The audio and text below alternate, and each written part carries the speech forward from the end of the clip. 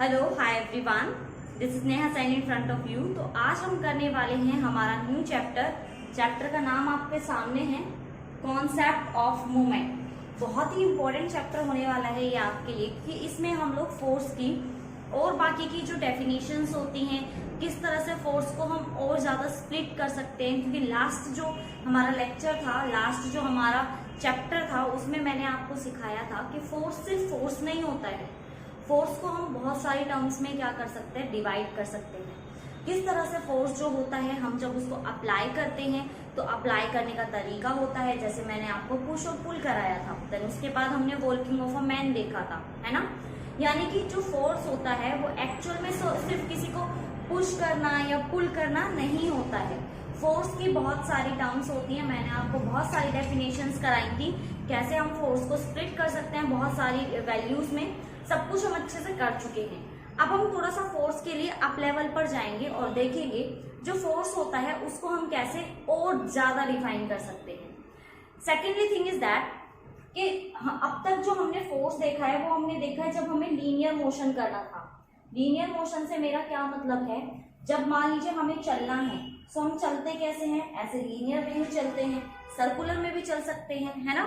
यानी कि जब अब तक हमने जो पुश और पुल देखा है वो हमने देखा किसके लिए, जब हम किसी भी ऑब्जेक्ट पर पुश या पुल करते हैं, फोर्स अप्लाई करते हैं, तो वो जो ऑब्जेक्ट है वो कुछ इफेक्ट शो करता है। या तो वो थोड़ा सा स्पीड तेज कर लेता है, या अगर वो किसी रेस्ट पोजीशन में था तो मोशन में आ जाता है। यानी कि अब तक हमने सिर्फ ये देखा कि जो फोर्स होता है वो जब लीनियरली मोशन में होता है तो किस तरह के इफेक्ट वो शो करता है। ये सारी चीजें हम पढ़ चुके हैं। अब जो मैं आपको कराऊंगी वो एक्चुअल में हम फोर्स देखेंगे कि अगर कोई ऑब्जेक्ट बजाय लीनियर मोशन के थोड़ा सा रोटेशनल मोशन में हो, या मैं कहूँ सर्कुलर मोशन में हो, तो उसके ऊपर कैसा इफेक्ट पड़ता है, तो आप उसको कैसे डिफाइन कर सकते हैं। जी हाँ, हम लोग पढ़ेंगे कॉन्सेप्ट ऑफ मूवमेंट, और कॉन्सेप्ट ऑफ मूवमेंट हमारा किससे रिलेट करता है, फोर्स से। बहुत डिटेल में आपको ये चैप्टर में कराने वाली हूँ, जो कि मैं आपसे हमेशा बोलती हूँ, फटाफट से अपनी पेन और नोटबुक निकाल लीजिए, जल्दी से एक कोना पढ़ लीजिए घर का जहां पर शांति हो, और कॉन्सेप्ट को ध्यान से पढ़िएगा। टॉपिक का नाम ही कॉन्सेप्ट है, तो कॉन्सेप्ट को ध्यान से पढ़ना ही है। एक एक लाइन आपको बहुत अच्छे से कराऊंगी, बहुत आराम से समझाऊंगी, आपको भी साथ देना है, ध्यान रखना है एक एक चीज का कि मैं क्या बताना चाह रही हूँ। क्योंकि ये जो हमारे पास कॉन्सेप्ट है, इसमें थ्योरी के साथ साथ ही फॉर्मूला अराइज होगा, तो विदाउट थ्योरी आप फॉर्मूला फाइंड आउट नहीं कर सकते हैं, और अगर आपको फॉर्मूला नहीं आएगा तो आप न्यूमेरिकल नहीं कर पाओगे। सो सारी चीजों का हम लोगों को ना one by one, step by step ध्यान रखना है। कहीं पर भी कोई भी मतलब अगर आपने स्किप कर दिया या आपने हल्के में ले लिया, ध्यान नहीं दिया, सो प्रॉब्लम क्रिएट हो सकती है, और मैं नहीं चाहती आपका एक मार्क्स भी कटे। सो जल्दी से तैयार हो जाइए, रेडी हो जाइए, कॉन्सेप्ट को पढ़ते हैं, हमारा कॉन्सेप्ट ऑफ मूवमेंट। तो जल्दी से शुरू करते हैं हमारा टॉपिक। आप बस फटाफट से रेडी हो जाइए पेन लेकर। मैं आपको वन बाय वन लाइन बता रही हूँ, तो आपको जस्ट क्या करना है, ध्यान रखना है एक एक लाइन का, ठीक है। सो देखो बच्चा लोग, सबसे पहले हमें यहाँ पर गिवन है when a force is applied on any particle. मैं इसको आपको डायग्राम के थ्रू समझा रही हूँ। मान लीजिए हमारे पास यहाँ पर एक पार्टिकल है, क्या है हमारे पास, पार्टिकल। मैंने इसको क्या किया है, मैंने इस पर एक फोर्स अप्लाई किया है। सो मैंने यहाँ पर एक फोर्स अप्लाई कर दिया, कुछ भी कर सकते हो, पुल भी कर सकते हो, मैंने इस पे फोर्स अप्लाई किया, पुश पुल कुछ भी हो। It change it's momentum in direction applied force. अब मान लीजिए ये पार्टिकल है, मैंने इसके ऊपर फोर्स लगाया, पहले ये यहाँ रखा था, तो मैंने इसके ऊपर फोर्स लगाया तो ये आगे चला जाएगा। तो इसने कहा कि ये मोमेंटम चेंज कर देता है। अब बात आती है यहाँ पर मोमेंटम क्या होता है। अच्छा लोग, मोमेंटम को हम शो करते हैं पी से। किससे डिनोट करते हैं, पी से। और मोमेंटम होता है हमारा mass into velocity, mass into velocity. तो ये यहाँ पे क्या कह रहा है कॉन्सेप्ट, अगर आपके पास कोई भी एक पार्टिकल है और अगर आप उस पर फोर्स लगा रहे हो, तो इस पार्टिकल का मोमेंटम क्या हो जाएगा, चेंज। अब मोमेंटम चेंज होने का क्या मतलब है, क्या इसका मास चेंज हो जाएगा। अगर मैं यहाँ पर ऐसे खड़ी हूँ, फॉर एग्जाम्पल मैं यहाँ ऐसे खड़ी हूँ, ठीक है, कोई आकर मुझे पीछे से धक्का मार दे, या फिर मैं कहूँ कि मैं चल रही हूँ, ठीक है, मैं ऐसे चल रही हूँ और मैं चल रही हूँ, तो मेरा कुछ ना कुछ मोमेंटम है, क्योंकि मेरी वेलोसिटी है। जब किसी चीज की वेलोसिटी हो और उसका कुछ ना कुछ मास हो तो वो इक्वल होता है मोमेंटम के। तो मैंने कहा मैं ऐसे चल रही थी तो मेरी कुछ ना कुछ वेलोसिटी थी, मेरा मास था, तो किसी ने पीछे से आकर मुझे आगे की तरफ फोर्स लगाया मुझ पर, ठीक है। सो मुझे किसी ने धक्का मारा, तो धक्का मारा या मेरे पे फोर्स लगाया, तो इसका ये मतलब तो नहीं है ना कि उसका मास चेंज हो जाएगा। भाई मेरा मास जितना था मेरा मास उतना ही रहेगा, कोई अगर मुझे आगे धक्का लगाएगा तो अगर मेरा मास 50 है तो मास 50 ही रहेगा। दैट्स मीन जो चेंजमेंट आएगा वो एक्चुअल में वेलोसिटी की वजह से आएगा, क्योंकि जब आप धीरे धीरे चल रहे थे, पीछे से किसी ने आके आपको धक्का लगाया तो आप आगे की तरफ जाके झुक जाते हो ना, ऐसे नॉर्मली जाते हो तो धक्का लगता है आगे की तरफ जाते हैं, यानी कि वेलोसिटी क्या हो जाती है, चेंज। यानी कि मोमेंटम चेंज होने का मतलब क्या है, फोर्स लगने से आपकी वेलोसिटी चेंज हुई है, ना कि आपका मास चेंज हुआ है। ये चीज समझ में आई कि ये लाइन हमें क्या कहना चाह रही है कि अगर हम किसी चीज पर फोर्स लगाते हैं तो उसका मोमेंटम क्या हो जाता है, चेंज हो जाता है। That's clear. यहाँ तक की लाइन आपकी क्लियर हो गई। और हम लोगों का जो मोमेंटम चेंज होता है वो चेंज भी किस डायरेक्शन में होगा, जिस डायरेक्शन में फोर्स लगाए। अगर किसी ने मुझे पीछे से आके धक्का लगाया तो धक्का कैसे लगाएंगे, ऐसे, इस डायरेक्शन में, तो मेरा जो मोमेंटम चेंज होगा, मेरी जो वेलोसिटी चेंज होगी वो भी किधर जाके लगेगी, आगे की तरफ, उसी डायरेक्शन में जिस डायरेक्शन में मुझ पर फोर्स लगाया गया है। ये चीज क्लियर हुई, मोमेंटम समझ में आया। मोमेंटम क्यों चेंज होता है वो समझ में आया, क्योंकि अगर आप किसी बॉडी पर, किसी पार्टिकल पर फोर्स लगा रहे हो, दैट्स मीन कि उसका मोमेंटम पहले की तरह था, मास इनटू वेलोसिटी। अब फोर्स लगाने से मास तो चेंज होगा नहीं, चेंज क्या हो रही है, वेलोसिटी। और किस डायरेक्शन में, उसी डायरेक्शन में जिस डायरेक्शन पे मुझ पर फोर्स लगाया गया है। नेक्स्ट लाइन हमें बोल रही है, but when same force applied to a rigid body. Rigid का मतलब क्या होता है, एक तो मैं हूं, ठीक है, एक तो मैं हूं, मुझे कोई आके धक्का लगाएगा तो मैं आगे जाके ऐसे झुक जाऊंगी और आगे की तरफ चली जाऊंगी। लेकिन अगर मेरी जगह कोई, मान लीजिए टेबल है, वो रिजिड है, एकदम से तो धक्का लगेगा नहीं, और वो टेबल है, उसके अंदर बहुत सारा सामान रखा हुआ है, ऊपर भी सामान रखा हुआ है, नीचे भी सामान रखा हुआ है। सो वो अगर आप उस तरह की रिजिड बॉडी पर फोर्स लगाते हो, इट में produce change in linear momentum और कैन टर्न द बॉडी। कई बार आपने देखा होगा, टेबल है ना, एकदम से चलना थोड़ी शुरू कर देती है, या आप एक बार ऐसे धक्का लगाओगे तो वो चलती थोड़ी रहती है, वो थोड़ी सी क्या हो जाती है, टर्न हो जाती है। कई बार आपके साथ भी हुआ होगा। मान लीजिए कि आप ऐसे चल रहे हो, ठीक है, आप चल रहे हो या आप भाग रहे हो, किसी ने आके आपको साइड में से धक्का दिया, तो आप पहले ऐसे चल रहे थे, धक्का लगते ही आपकी डायरेक्शन चेंज हो जाती है। तो जब कोई रिजिड बॉडी होती है, रिजिड मतलब कठोर, तो सिंपली जो रिजिड बॉडीज होती है ना, वो क्या नहीं करती हैं, वो जल्दी से मूव नहीं होती है। यानी कि अगर आप उन पर फोर्स लगाओगे तो सिंपली वो क्या करेंगी, या तो वो थोड़ा सा क्या हो जाएंगी, टर्न हो जाएंगी, या फिर उनकी वेलोसिटी क्या हो जाएगी, थोड़ी सी इंक्रीज। अगर मान लीजिए वो मूव कर रही हैं तो और ज्यादा मूव करने लग जाएंगी, और अगर मान लीजिए वो क्या कर रही हैं, अगर वो खड़ी हैं तो, या फिर चल रही हैं तो उनकी डायरेक्शन क्या हो जाएगी, चेंज हो जाएगी। सो सिंपल टर्म्स है हमारी। रिजिड बॉडी ज्यादा मुश्किल नहीं है, इसको आप एक दो बार करेंगे तो आपके समझ में आ जाएगा। सारी टर्म्स को आपको एक एक करके 1 बाय 1 बहुत ध्यान से करना है, कहीं पर भी कंफ्यूज होने वाली बात है ही नहीं। एक दो बार इसको करके देखोगे तो समझ में आ जाएगा। सो मुझे जल्दी से बता दीजिए कि यहाँ से यहाँ तक का आपके समझ में आया। सो अगर हम किसी भी बॉडी पर फोर्स लगाते हैं तो उसका मोमेंटम क्या हो जाता है, चेंज हो जाता है। और मोमेंटम जो चेंज होता है बच्चा लोग, वो मोमेंटम में मास चेंज नहीं होता है, क्योंकि मोमेंटम का मतलब क्या होता है, मोमेंटम का मतलब होता है, जैसे कि मैंने आपको बताया, मास इनटू वेलोसिटी। अब किसी का मास तो धक्का लगाने से ज्यादा या कम होगा नहीं। अगर ऐसे होता तो जो लोग वेट गेन कर रहे हैं मेरे जैसे लॉकडाउन में, तो उन लोगों को धक्का मारते और फिर वो वेट क्या होता जाता, उनका लॉस होता जाता, ऐसा कर सकते थे ना। लेकिन ऐसा होता नहीं है, मास पर कोई इफेक्ट नहीं पड़ता है अगर आप फोर्स लगाते हैं। तो हाँ, ये है कि वेट लॉस कर सकते हो आप, अगर आप मतलब रनिंग कर रहे हो या फिर आप एक्सरसाइज कर रहे हो, वो अलग चीजें होती हैं। हम यहाँ पर सिर्फ एक फोर्स लगाने वाली बात कर रहे हैं, ठीक है, डायरेक्शन की बात कर रहे हैं, वेलोसिटी की बात कर रहे हैं, क्योंकि मोमेंटम में नॉर्मली क्या आता है, वेलोसिटी आता है, मास तो चेंज होगा नहीं। सो आई होप आपको फर्स्ट वाली लाइन अच्छे से क्लियर हो गई होगी कि एक्चुअल में यहाँ पर हमें क्या समझाया जा रहा है। नेक्स्ट हमारे पास जो डेफिनेशन है वो हमारा कॉन्सेप्ट ऑफ मोमेंट है। अभी हमें ये देखना है कि जो ये मोमेंट होता है एक्चुअल में ये होता क्या है, कैसे हम इसको डिफाइन कर सकते हैं। सो चलिए देखते हैं हमारे चैप्टर का जो नाम है मोमेंट, उसका मतलब क्या होता है। आपको क्या लगता है मोमेंट का मतलब क्या है? जस्ट अगर मतलब नॉर्मली हम बोल देते हैं ना, जैसे कि अगर किसी को रोकना हो, 1 मिनट रुकना है, 1 मिनट प्लीज 1 मिनट मोमेंट, है ना, ऐसे बोल देते हैं हम लोग। लेकिन यहाँ पर मोमेंट का फिजिक्स में मीनिंग अलग होता है, और इसका मीनिंग क्या होता है वो मैं आपको बताऊंगी, और आपको भी इसको ध्यान से सुनना है, समझना है ध्यान से देखते हुए। तो चलिए इसकी डेफिनेशन कराती हूँ मैं आपको सबसे पहले। सो मोमेंट क्या होता है? The force which is used to rotate a body. वो फोर्स जो किसी बॉडी को रोटेट कर दे about a point is called moment of force about that point. मेरे पास यहाँ पर ये है, ठीक है, मैंने क्या किया, ये ऐसे ही था और मैंने गलती से इस पे फोर्स लगा दिया।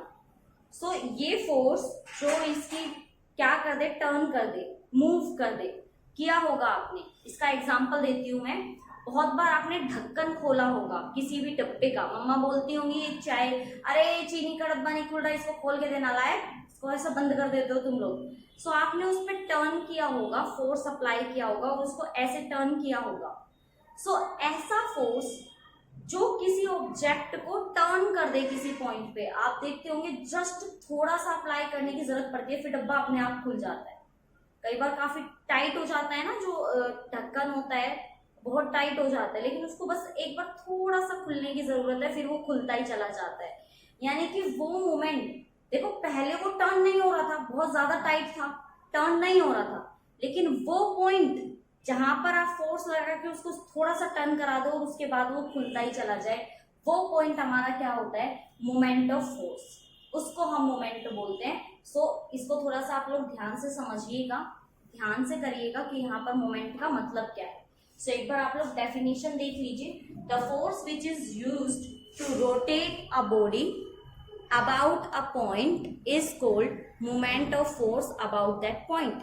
यानी कि जब किसी पॉइंट पर आप क्या कर दो, मूव करा दो, रोटेट करा दो बॉडी को, तो वो हमारी क्या होती है, मोमेंट होती है। इस चीज को आपको थोड़ा सा समझते हुए चलना है। क्लियर? तो अच्छे से चीजों को समझना और अच्छे से चीजों को करना है। सो ये चीज समझ में आई सबको कि मोमेंट आखिर में होता क्या है। सो मोमेंट एक ऐसा पॉइंट होता है जहां पर आप किसी भी ऑब्जेक्ट पे क्या लगाएंगे, फोर्स लगाएंगे, और वो ऑब्जेक्ट क्या हो जाता है, आपका टर्न होने लग जाता है, घूमने लग जाता है। Next is turning effect of force about the axis. भाई वो जो डब्बा होता है उसका बीच का पॉइंट होता है, आप उसको क्या करते हो, रोटेट करते हो। सो उसका कोई ना कोई क्या होता है, एक्सिस होता है।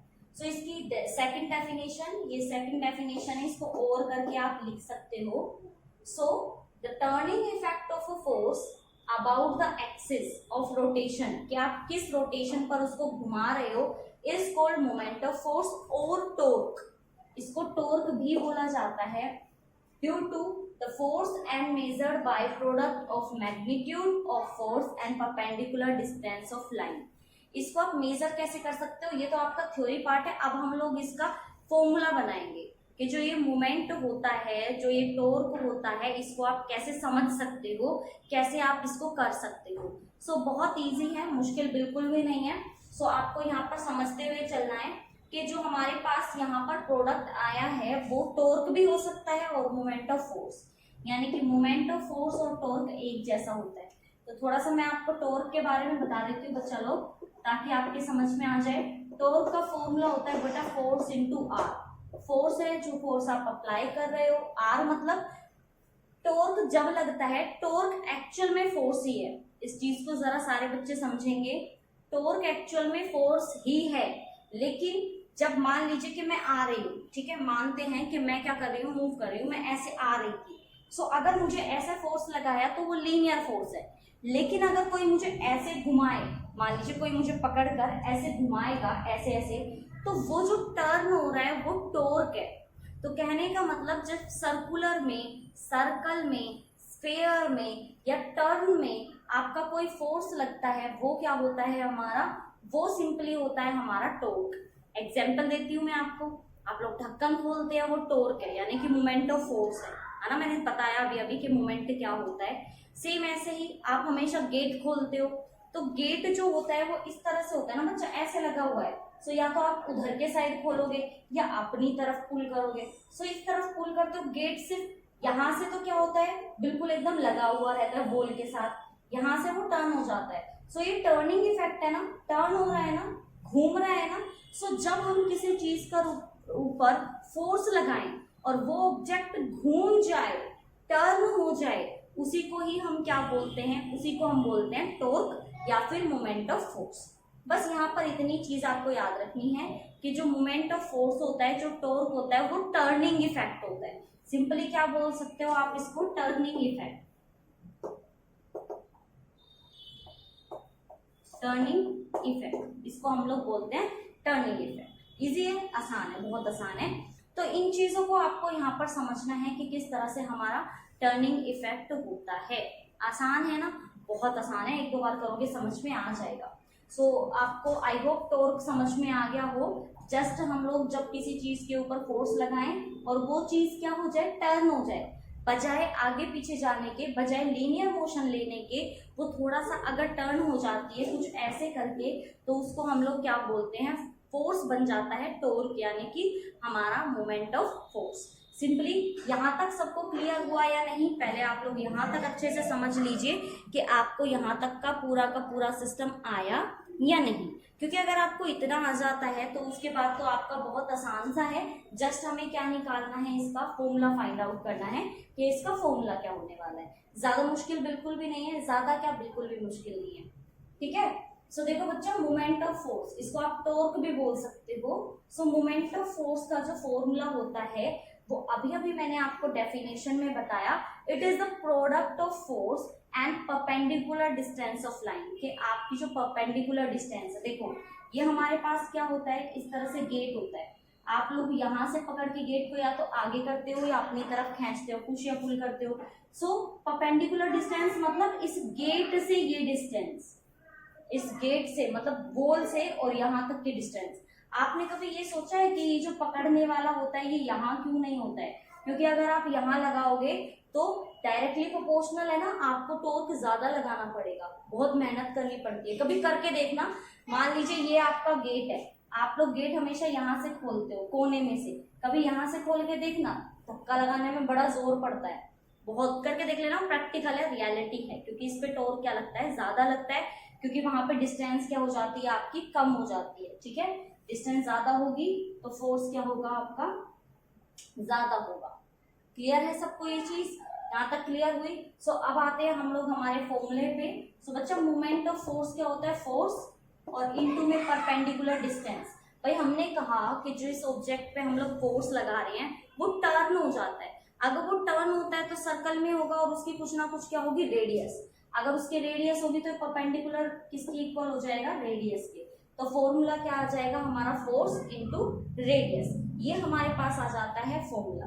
सो सिंपल है, मोमेंट ऑफ फोर्स और टॉर्क क्या होता है हमारा, simply product of force and radius, और we can say that r is perpendicular distance of line.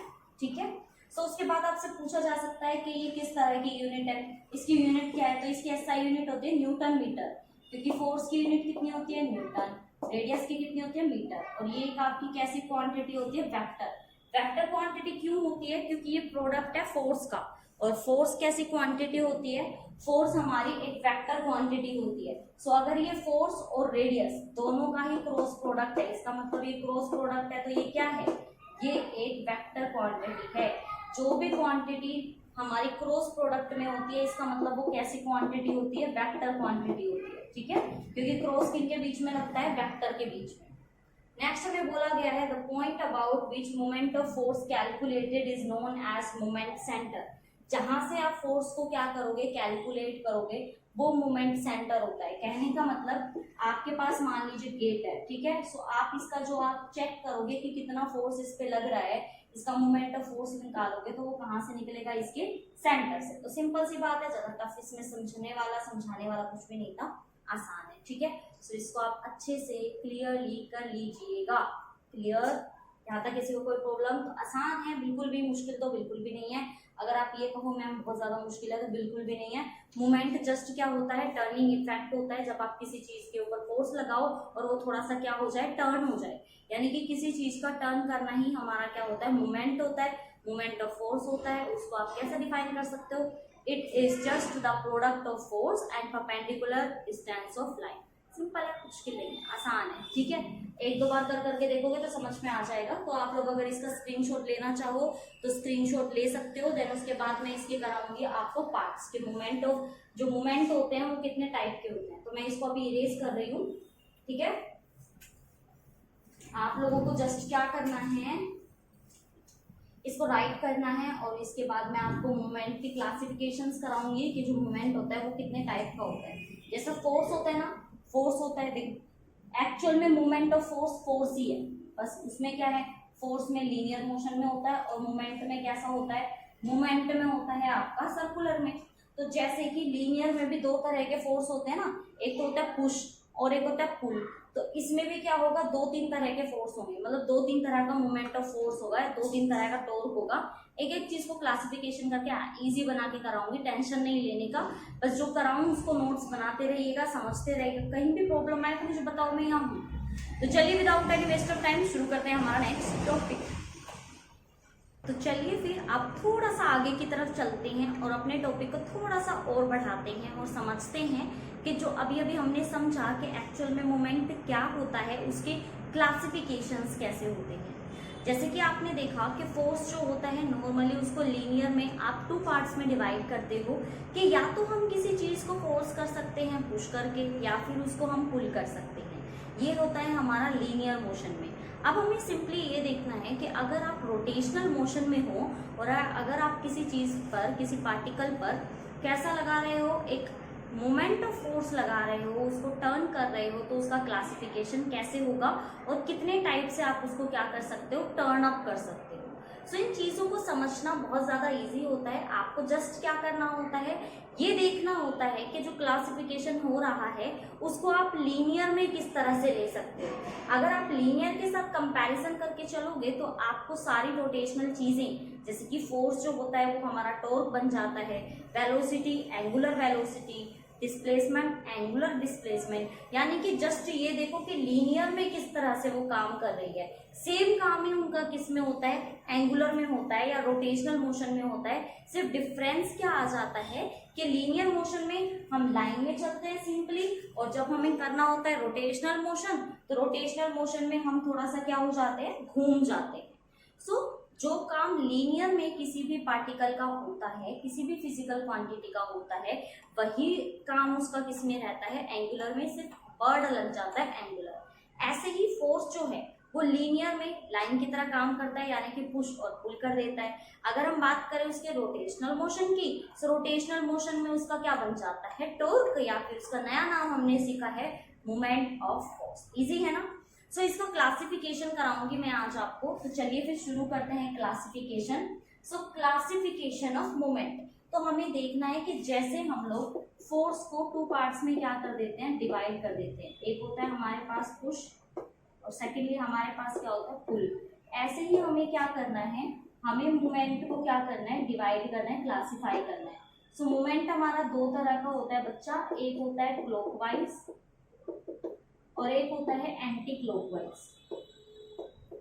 देखिए अब गेट को जब आप खोलते हो तो दो ही काम कर सकते हो, या तो आप उसको पुश कर सकते हो या फिर आप उसको पुल कर सकते हो, और कोई तो हो नहीं सकता है। लेकिन जो मोमेंट में होता है उसमें चीज ना तो पुश होती है ना पुल होती है, वो सिर्फ चल सकती है सर्कल में।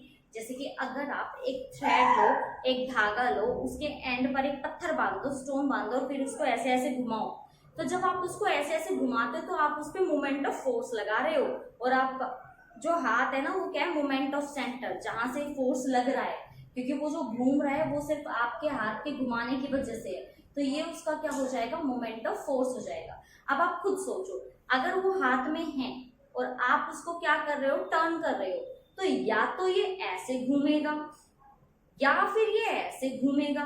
क्या और कोई तरीका आपके पास है? अब ये मत कहना मैम ऐसे भी घूमता है, वही बात है ऐसे और ऐसे वाली।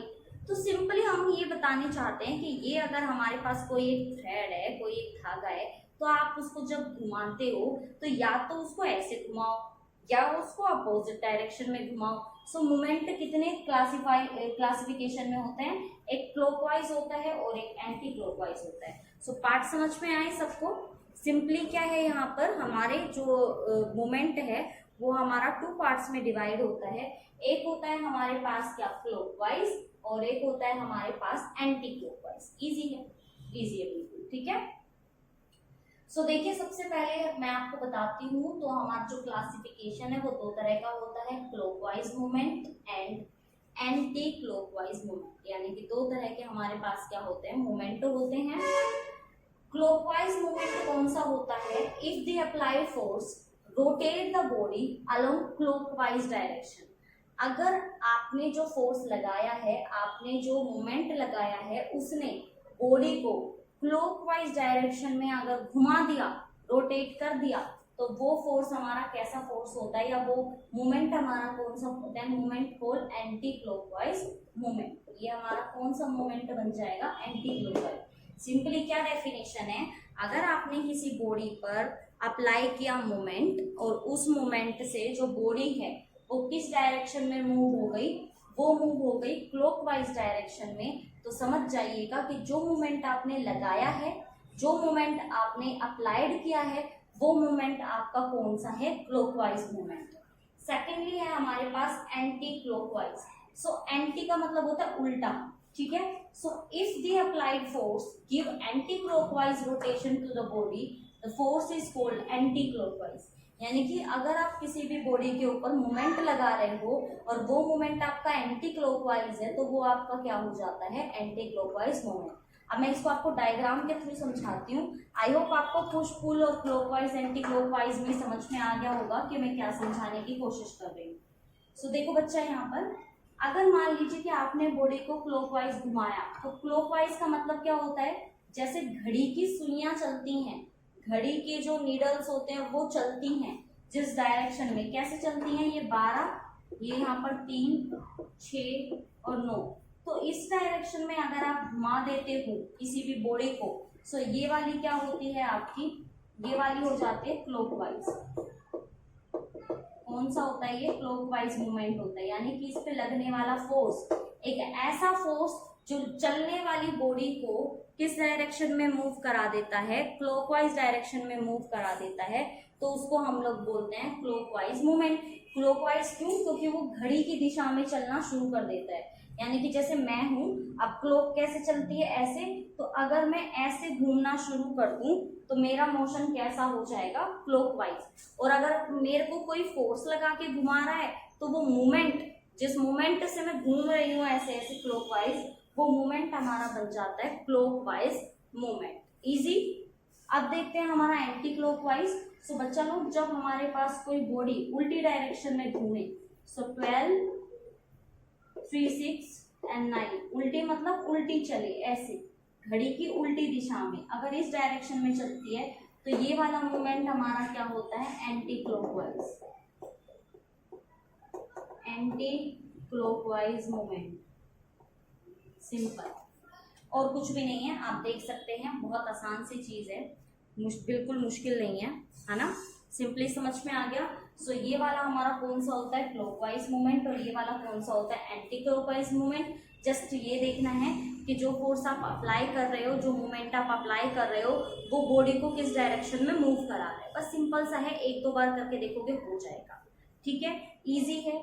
इतना समझ में आ गया कि कैसे करना है और कैसे नहीं करना है, बहुत आसान है, ठीक है। सो ये हमारा क्लॉकवाइज, ये एंटी क्लॉकवाइज। जब मूवमेंट बॉडी को घड़ी के डायरेक्शन में घुमाए, क्लॉकवाइज, अगर उल्टी दिशा में घुमाए, घड़ी के अपोजिट दिशा में, अपोजिट डायरेक्शन में मूव कराए, सो एंटी क्लॉकवाइज, ठीक है। सो ये जस्ट ये है कि जब आप फोर्स लगा के बॉडी को मूव कर रहे हो, ये नहीं कि मैं खुद से ही मूव कर रही हूँ तो मेरा मूवमेंट एंटी क्लॉकवाइज या क्लॉकवाइज, नहीं। आप अगर फोर्स लगा रहे हो, उस पर अगर मोमेंट लगा रहे हो और तब बॉडी मूव कर रही है, दैट्स मीन उनके ऊपर क्या लग रहा है, मूवमेंट लग रहा है। फिर वो क्लॉकवाइज है या एंटी क्लॉकवाइज है, वो डिपेंड करता है, ठीक है, वो आपकी डायरेक्शन से बता सकते हो। लेकिन ये एंटी क्लॉकवाइज मूवमेंट और क्लॉकवाइज मूवमेंट आएगा तब जब आप फोर्स लगाओगे। ये नहीं बॉडी खुद ही घूम रही है तो आप कह रहे हो इस पे एंटी क्लॉकवाइज मूवमेंट है, इस पे क्लॉकवाइज है, नहीं। आप अगर फोर्स लगा रहे हो या उस पर कोई फोर्स लग रहा है, कोई मूवमेंट लग रहा है, कोई टॉर्क लग रहा है, तो ही वो क्या कहलाएगा, आपका एंटी क्लॉकवाइज और क्लॉकवाइज मूवमेंट। सो यहाँ से लेके और यहाँ तक आपकी समझ में आया या नहीं, आप पहले इस बात की श्योरिटी कर लीजिए, देन उसके बाद मैं आपको कराने वाली हूँ नेक्स्ट एक डेफिनेशन, छोटी सी, ज़्यादा बड़ी बिल्कुल भी नहीं है और आसान सी भी है, एक बार में ही आपको समझ में आ जाएगी। ठीक है, सो आई होप आपको अच्छे से एंटी क्लॉकवाइज मूवमेंट समझ में आ गया, क्योंकि पूछा जा सकता है ना। सो मैं अब आपको कराऊंगी रिजल्टेंट मूवमेंट के रिजल्टेंट मूवमेंट का क्या मीनिंग होता है, तो इसको भी हम लोग शांति से आराम से करेंगे। देखते हैं, समझते हैं कि रिजल्टेंट मूवमेंट का आखिर में मतलब क्या होता है। सो आपको क्वेश्चन आ सकता है, what do you mean by resultant movement. अब रिजल्टेंट से आपको इतनी सी बात तो समझ में आ गई होगी कि रिजल्टेंट से कहीं ना कहीं मतलब है कि किसी चीज को जोड़ना है, उसका फाइनल रेजिस्टेंस नहीं, फाइनल उसका मूवमेंट निकालना है। तो रिजल्टेंट का मतलब होता है जोड़ करना, है ना। रिजल्टेंट वही तो होता है, या तो आप दो वेक्टर का क्या निकालते हो, रिजल्टेंट निकालते हो फॉर्मूले से, वही तो होता है, और क्या होता है। तो सिंपली यहाँ पर रिजल्टेंट मूवमेंट क्या है, चलिए डेफिनेशन से समझते हैं कि यहाँ पे रिजल्टेंट मूवमेंट क्या है। When a number of coplanar force are acting on a body, coplanar मतलब सेम प्लेन में, अगर किसी बॉडी के ऊपर, ये मेरे पास एक बॉडी है और इसके ऊपर सेम प्लेन में बहुत सारे फोर्स क्या कर रहे हैं, फोर्स अप्लाई कर रहे हैं, then the algebraic sum of moment of all the force about a point known as resultant moment। मान लीजिए इस पे 2 न्यूटन का फोर्स है, इस पे 4 न्यूटन का, इस पे 6, इस पे 2, इस पे 4, इस पे 3, इस पे 5। तो इन सब का जब आप टोटल कर दोगे, तो आप जब सबका टोटल कर दोगे, जितना भी टोटल आएगा, यही हमारा क्या होगा, रिजल्टेंट मोमेंट। यानी कि सब इस बॉडी के ऊपर फोर्स लगाने की कोशिश कर रहे हैं और फोर्स लगा रहे हैं। सो इन सब फोर्स का जो टोटल निकल कर आएगा, वही हमारा क्या होगा, रिजल्टेंट मोमेंट।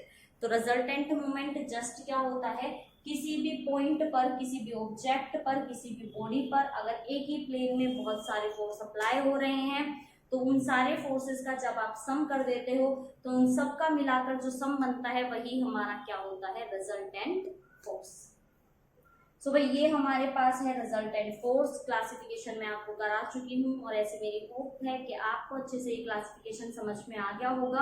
आप लोग खुद एक बार इनको नोट डाउन कर लीजिएगा और कर करके देख लीजिएगा कि किस तरह से एंटी क्लॉकवाइज होता है, किस तरह से रिजल्टेंट होता है। तो ये सब कुछ अब आपके ऊपर है, किस तरह से आप इसको करते हैं, किस तरह से समझते हैं, और किस तरह से इसको आइडेंटिफाई करते हैं। तो आज का लेक्चर हमारा फिनिश होता है। आज मेरा मकसद आपको मूवमेंट के बारे में समझाना था। मैंने आपको मूवमेंट करा दिया, क्लासिफिकेशन ऑफ मूवमेंट करा दिया, और आई होप आपको आ भी गया होगा। मैं अब आपको मिलूंगी नेक्स्ट लेक्चर में, तब तक के लिए ध्यान रखिएगा। यहाँ तक कंप्लीट जो पूरे नोट्स हैं वो तैयार कर लीजिएगा। नेक्स्ट लेक्चर में आपको नेक्स्ट टॉपिक कराऊंगी जो कि मूवमेंट से ही रिलेटेड होगा। तो चलिए फिर मैं मिलूंगी आपसे नेक्स्ट लेक्चर में। उससे पहले छोटा सा टास्क, अगर आपने अब तक चैनल को सब्सक्राइब नहीं किया है तो चैनल को सब्सक्राइब कर दीजिए फटाफट से। वहाँ पे ना बेल आइकन अगर आपने ऑन नहीं किया तो वो भी ऑन कर दीजिए, ताकि जब भी मैं वीडियो लेकर आऊँ तो आपको फटाफट से नोटिफिकेशन चला जाए। तो चलिए फिर मिलेंगे अब नेक्स्ट लेक्चर में, तब तक के लिए बाय बाय, टेक केयर।